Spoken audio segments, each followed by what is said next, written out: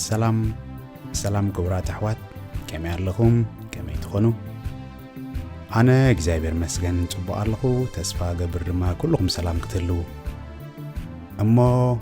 ሎሚ ካብ ዩቲዩብ ከመይ ጌርና ገንዘብ ክንረክብ ከም ንኽእል ወይ ገንዘብ ክንገብር ከም ንኽእል ዘብርህ መደብ ሒዜ ቀሪበ ዘለኹ ንሳይ ክትጸንሑ ብትሕትና ንዓደምኩ ምሳኹም ጽንሕ ኣዳላው ናይዝ መደብ ሓወኹም ማንገሶሜ ሰናይ ምክትታል ኩልና ክንፈልጦ ዘለና ሓደ ነገር ኣሎ ኣበየናይ ሃገር ኣለኻ ደረጃ ትምህርትኻ ኣፍሉጥኻ ዕድሜኻ ጾታኻን ዓሌትካን ብዘይገድስ ኣገልግሎት ኢንተርኔት ዘለዋ ኮምፒውተር ወይ ድማ ቴሌፎን እንተዳለካ ብነፃ ናይ ዩቲዩብ ቻነል ጀሚርካ ገንዘብ ክትእቱ ከም ትኽእል ኩልና ክንፈልጥ ኣለና ድልየትን ዘለዎ ሰብ እምበኣር ዩቲዩብ ዝበሃል ፕላትፎርም ንኹሉ ነፃ እዩ ከመይ ጌርካ ከም ትጅምርን ከመይ ጌርካ ክትዕወተሉ ከም ትኽእልን ቀፂለ ኣብ ውሑዳት ደቃይቕ ክዝርዝሮ ክፍትነ እዚ ክብል ከለኹ ግን ነፃ ስለ ዝኾነ ገንዘብ ንኽትረክብ ኢልካ ንኽብረተሰብ ዘይጠቅም ነገራት ካለ ብዙሕ ትርጉም ዘይብሎም ነገራት ሒዝካ ክትመጽእ ኣለካ ማለት ኣይኮነን ሒዝካዮም ትቐርብ ቪድዮታት ብኸመይ ሰባት የዘናግዑ ብኸመይ ሰባት ይምህሩ ጊዜኡ ከፊሉ ዝዕዘቦም ሰብከ ካብኦም እንታይ ረብሓ ይረክብ ብዓቢኡ ኣብ ሕብረተሰብ ዘለዎም ጽልዋኸ እንታይ ይመስል ጽቡቕ ጌርና ክንሓስበሉ ይግባእ ሶሻል ሚድያ ማለት ሎሚ ዓለም ክቕይር ሓይሊ ዘለዎ ዓቢ ፕላትፎርም ወይ ባይታ እዩ ነዚ ዕድል ዝምበኣር ብጽቡቕ ተጠቒምናሉ ጥራይና ዝሓሸ ጽባሕ ወይ ዝሓሸ መጻኢ ክህልወና ዝኽእል ስለዚ ደራይ ኣሕዋት እዚ ባይታ እዚ ስለ ዝረኸብናዮ ንጉጉይ ነገራት ክንጥቀመሉ የብላን ሓላፍነታዊ ዝኾነ መገዲ ንጠቐመሉ ሕብረተሰብ ድማ ክንሕግዘሉ ንፈትን ኣብ ሕብረተሰብና ከም ኣብነት ክጠቕሶም ዝደሊ ገለ ውሑዳት ዩቲዩበርስ ኣለዉ ኣዝየ ዝኮርዓሎም ንፉዓት ኣሕዋትዮም ገለገለ ካብ ዘቕረብዎ ቪድዮታት ስለ ዝረኣኹን ኣብ ህዝብና ክፈጥርዎ ዝኽእሉ ኣወንታዊ ጽልዋ ስለ ዝገምገምኩን ብውልቂ ከመስግኖም ስለ ዝደለኹ ምናልባት ካልኦት ዘይፈልጦም ወይ ዘይረኣክዎም ክህልው ይኽእሉ እዮም ከምኡ እንተለዉ ነዚኦም እውን ምስጋናይ ይብፅሓለይ ኣነ ካብ ዝተዓዘብኩም ግን ብፍላይ ክልተ ሰባት ክጸቅጥ ሓፍትና ማርታ ኤርሚያስ ሓውና ጆርጆ ድራር ማርቲ ሓፍትና ጆርጆ ሓውና ብጣዕሚ ዝኮርዓልኩም ብጣዕሚ ዝሕጎሰልኩም ኣሕዋተይኹም ብጣዕሚ ብራቮታት ካብኡን ላዕሊ ቀፂልኩም ክትሰርሑ ተስፋ ገብር ብዙሕ ህይወት ክቕይር ዝኽእል ዓቕምን ብቕዓትን ዘለኩም ሰባት ኢኹምሞ ኣጀኹም በርትዑ ክብል ደሊ ካልኦት ናይ ዚኦም ኣብነት ክኽተሉን ዝኽእሉ ሰባት ብሕጂ መጽኦም ኣብ ሕብረተሰብ ኣወንታዊ ጽልዋ ክገብሩን ዝኽእሉ ሰባት ድማ ንኽብገሱን ህዝቢ ክሕግዙን ተስፋ ገብር ቀፂለ ኣብ ዩቲዩብ ንረኽቦም ሰባት ወይ ዩቲዩበርስ ኣብ ክልተ ከፋፊለ የዝርዮም ኣነ ብውልቂ እቶም ሓደ ግሩፕ ገንዘብ ክገብሩ ዝደልዩ ሰባት ክኾኑ ከለዉ ኣብ ካልእ ጉጅለ ድማ ኣብ ሕብረተሰብ ኣወንታዊ ጽልዋ ወይ ኣበርክቶ ክገብሩ ዝደልዩ ወይ ሰባት ክሕግዙን ዝደልዩ ሰባት ኣለውና ሓቀን ምዝራብ ገንዘብ ዝጸልእ ሰብ ኣሎ ኢለ ኣይኣምንን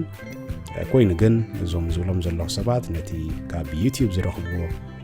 ገንዘብ ዘይኮነ ዝያዳቲ ኣብ ህይወት ሰባት ክፈጥርዎ ዝኽእሉ ጽልዋን ኣበርክቶን ቀዳምነት ይሰርሑ ንዕኦም ሰርሑ ንምባል ዝኣክለ ንሕና እውን እምበኣር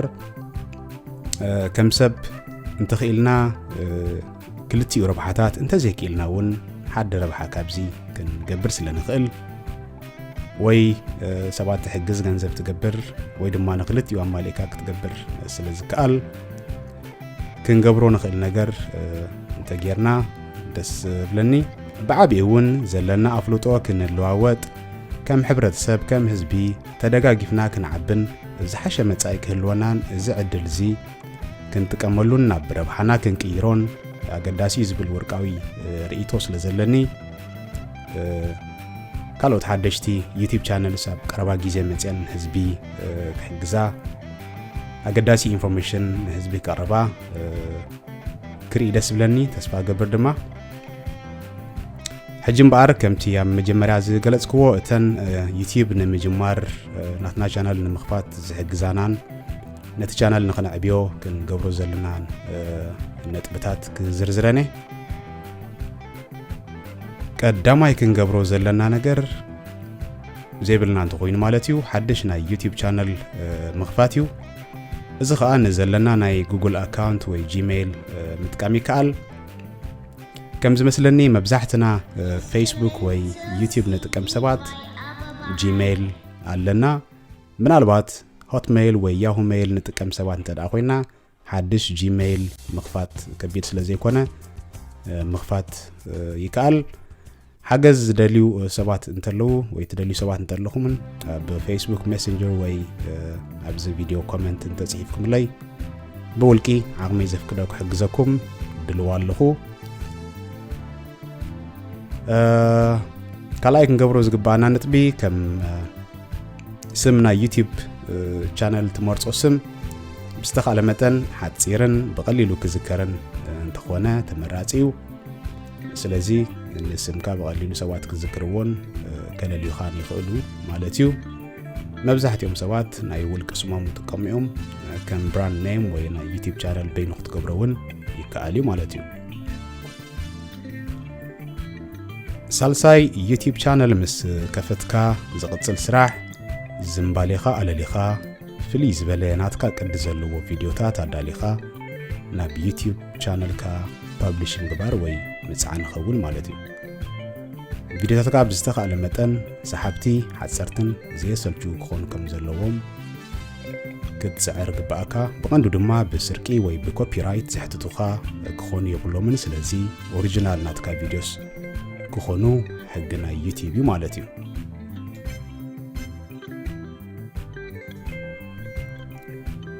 እዚ ምስ ገበርና ኦፍ ኮርስ ቻነልና ቀልጢፉ ብዙሓት ተዓዘብቲ ከረክብን ከዓብን ክንጽበ የብልናን ዓቕሊ ቀጻሊ ስራሕን ትዕግስን ከድልየና እዩ እዞም ሕጂ ኣብ ዩቲዩብ ንከታተሎም ዘለና ሰባት ወይ ካልኦት ዘይንከታተሎም ኣዝዮም ዓበይቲ ናይ ዩቲዩብ ሰባት እንተኾኑ እውን ኩሎም ብኡ ዝሓለፉ ምዃኖም ክንዝክር ግባአና ኩሉ ናይ ዩቲዩብ ስራሕ ካብ ዜሮ ዝብገስ ሰማዕትን ክህሉ ካተዓዘብቲ ይኹን ተቕርቦም ትሕሶታት ኩሉ ካብ ዜሮ ዝብገስ እዩ ከዓቢ ዝኽእል ስለዚ ዓቕልን ጻዕርን የድልየና ሳልሳይ ነጥቢ ኮንሲስተንሲ ኩሉ ግዜ ኣብ ዩቲዩብ ጥራይ ዘይኮነ ኣብ ሂወትና እውን ኣዝዩ ኣገዳሲ ነጥቢ እዩ እዚ ማለት ድማ ቀጻልነት ነቲ ጅምሮ ነገር ኩሉ ግዜ ንምጅማር ዘይኮነ ዝተኻለ መጠን መፈጸምቱ ንምብጻሕ ወይ ኣብ መወዳእታ ዓለሙ ንምብጻሕ ቀጻሊ ስራሕ የድልየካ ስለዚ ኣብ ወርሒ ሓንሳብ ዘይኮነ ኣትሊስት እንተወሓደ ማለት እዩ ኣብ ሰሙን ሓንሳብ ወይ ልዕሊኡ ቪድዮ ከተቐርብ ጻዕር ቪድዮታትካ ድማ የገድሶም ናብ ትብሎም ሰባት ብዘይስክፍታ ብውልቂ ይኹን ኣብ ሶሻል ሚድያ ክበጽሖም ከም ዘለዎ እሶም እውን ናብ ካልኦት ክካፈልዎም ከም ዘለዎም ክትሓትት ፈትን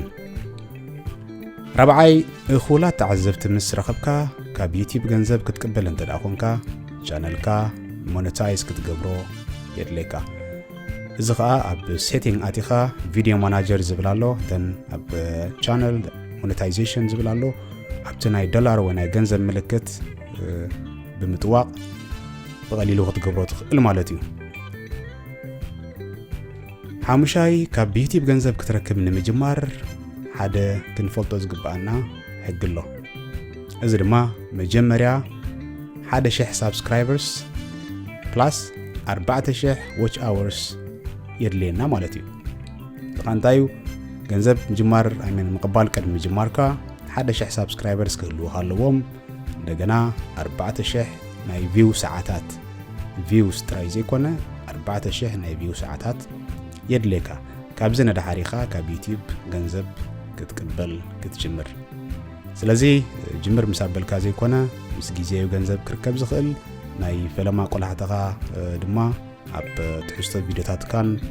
እተቕርቦም ነገራትን ዳይ ክኸውን ዘለዎ እምበር ኣብ ገንዘብ ክኸውን ይብሉን ጽቡቕ ስራሕ እንተሰሪሕኻ ገንዘብ ምምፁ ዘይተርፍ ምዃኑ ርድኡ ምስ ግዜ ብዙሓት ተዓዘብቲ እንተዳ ኣጥሪኻ ብዙሕ ካብ ዩቲዩብ ክትረኽቦ ትኽእል ዕድላትን ናይ ገንዘብ ኦፖርቹኒቲን ስለ ዘሎ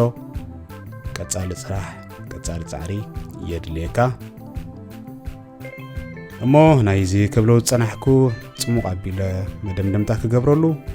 ነዚ ንኽትገብር እንታይ የድልየካ ዝብል ሕቶ ክመጸና ይኽእል እዩ ቀዳም ነዘልየና ተበግሶን